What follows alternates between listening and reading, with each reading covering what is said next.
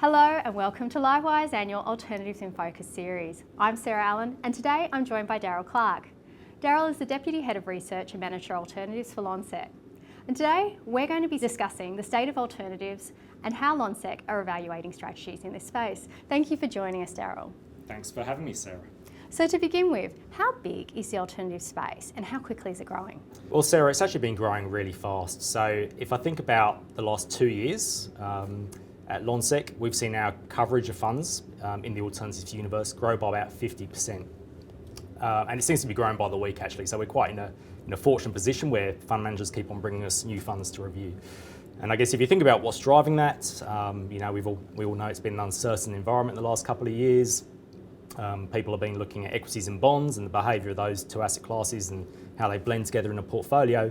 And people are really looking at alternatives as a differentiated source of risk and return that they want to bring to their portfolios. Okay, and what are some of the key trends that you're seeing emerge across the space? I would say without a doubt, the biggest trend is the rise in private market offerings.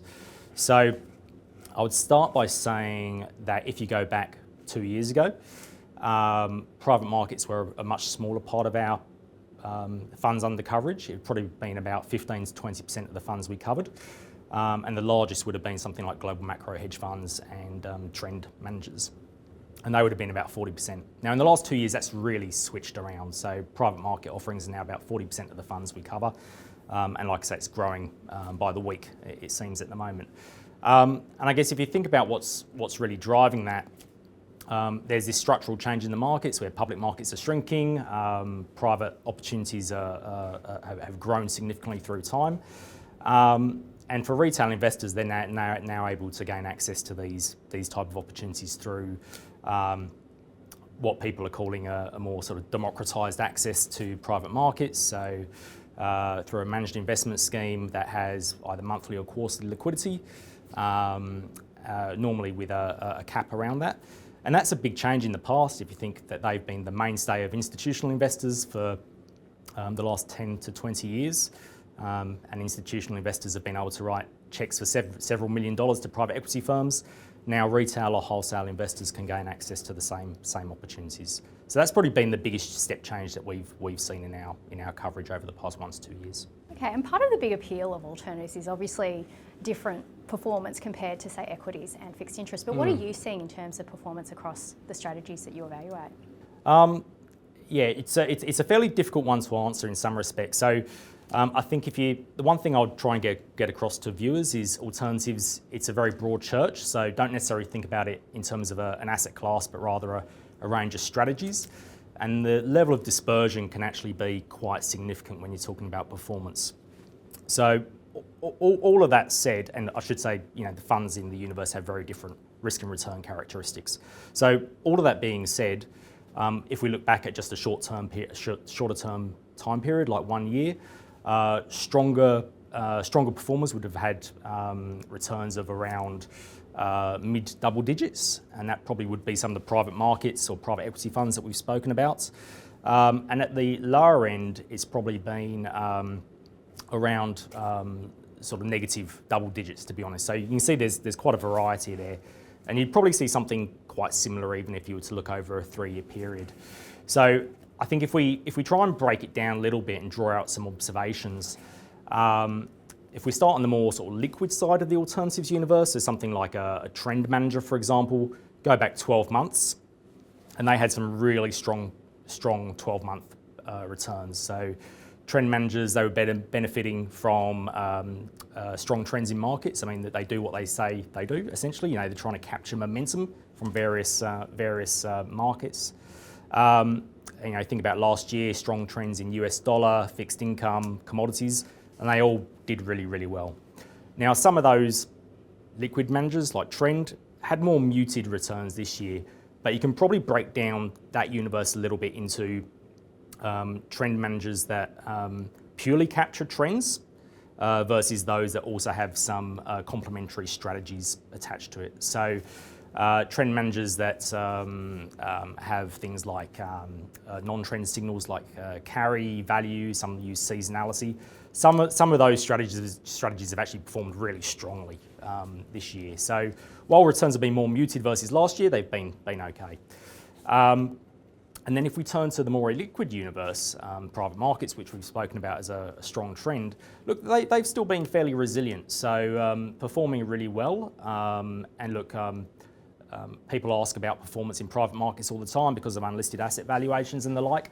But when we speak to our managers, they tell us that on a look-through basis, companies that they're investing into, earnings have still been fairly resilient, valuations are still okay, and the companies are actually, while facing maybe some headwinds, are still doing fairly okay in the market that we've got. So that, and even if you were to look at, say, the private debt universe, similar type of scenario where companies have been fairly resilient, and we haven't really seen that default cycle pick up as much as some people expect. So performance from those private markets offerings have been fairly good as well. Okay, and where do you think are going to be the opportunities going forward? Which types of strategies are going to perform better in the coming months?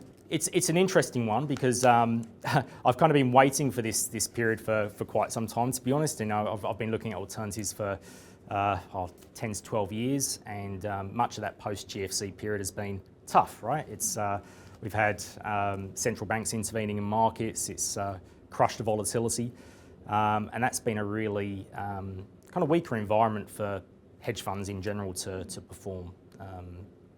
But we're now moving into this environment where, like I say, regime change, rates are rising, volatility is coming back.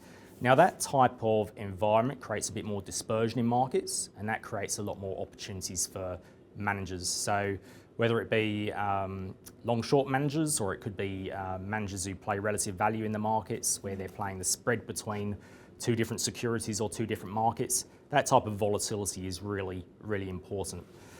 Likewise, if we look at the private market offerings, there's an environment in which they can still do pretty well, although I think times for them may be a little bit more challenging. That doesn't mean you shouldn't allocate to private markets, but they could be a bit more challenged because rates are obviously higher, and it's harder in that environment for private markets, private equity managers to generate a return, and they have to sort of lean on other levers, just the traditional sort of value creation levers that they have. Now, obviously, these strategies are quite complicated to build and run, so they come at a cost. What should investors be expecting to pay to use these strategies? Yeah, look, I guess you're right. They are a bit more complex and they are a bit more sophisticated. So you can expect to pay more than what you would for a traditional active equity or bond manager. And look, so maybe taking a step back, the way that we tend to look at fees is we sort of score managers on the kind of the quantum of fees. So, you know, what's the overall level of fees, but we'll also try and take into account the fairness of that. So, you know, is this fee easily replicated by cheaper offerings, for example? And are you paying a fair fee for the actual alpha that the manager can potentially generate? So all of that said, depending on the offering, and again, it's a broad church, people can pay anywhere between 1% for some of the less sophisticated offerings, probably anywhere up to about 4%. So 4% would be is probably near the upper end, and that would be for some of the private markets offerings. But then those managers are occasionally generating returns of 15 to 20% as well, net of the fees. So people should always expect, if they're sort of paying a higher fee, you want them to be getting a decent return in regards to that. Okay, and how do you determine which strategies receive Lonsec's highest ratings? What viewers should expect is that we're using the same Lonsec research methodology and approach that we do for traditional asset classes. So you can expect that we're looking at the business, you know, how sustainable it is, how strong is the business. We'd be looking at the quality and the capability of the investment team. We obviously spend a lot of time looking at the investment process and the repeatability of that process. But there's probably a couple of areas I would draw out for alternatives, because I guess if you think about areas in which some hedge funds can go wrong, for example, it's sometimes around risk management. So we spend a lot of time looking at how funds manage their risk, what systems and what infrastructure they've got around managing that, what kind of look-through they have to the underlying exposures within the portfolio, levels of diversification. And we also want alternatives to really do what they say on the tin. So if investors or our subscribers are going into alternatives expecting that this is going to offer a low correlation to equities, then of course we're going to look at correlations. We're also going to look at the beta to equities and just try and make sure it's delivering on expectations. The other area that we tend to focus on quite a bit actually, maybe more so for private markets offerings, is just governance around some of the operational aspects. So we mentioned valuations earlier and things like that. So we'll spend a lot of time thinking about the process managers have in place to ensure fair valuations are put on things, because when you've got an offering here which is essentially a liquid but in a semi-liquid offering, you want to ensure people can transact in and out of the fund at a fair price. So I guess what do I mean by governance around it? I guess we want to ensure there's as best as possible third-party valuations involved. We want to ensure that those are audited. So the more independence around that valuations process, the better. So those are probably the two areas I would draw out, sort of the risk management and the sort of the operational, the governance side as well.